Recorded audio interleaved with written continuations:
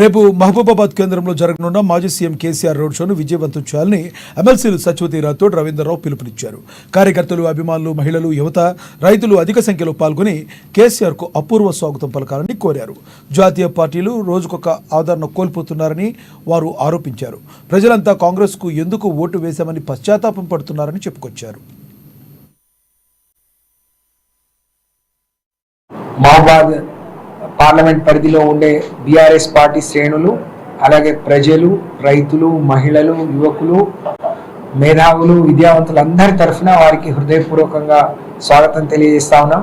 మొన్నటి ఎన్నికల్లో, సాధారణ ఎన్నికల్లో ఓటమి తర్వాత మరి ఆ రోజు ప్రజలందరూ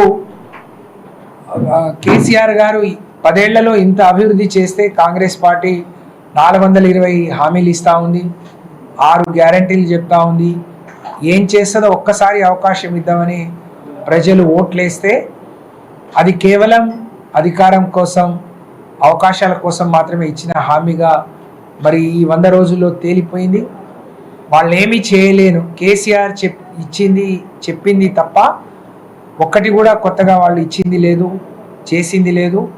10 ఏళ్ళు సస్యశ్యామలంగా ఉన్న మహబూబాద్ ప్రాంతం, మహబూబాద్ జిల్లా, తెలంగాణ రాష్ట్రం ఇవాళ ఎడారిగా మారిపోతుంది.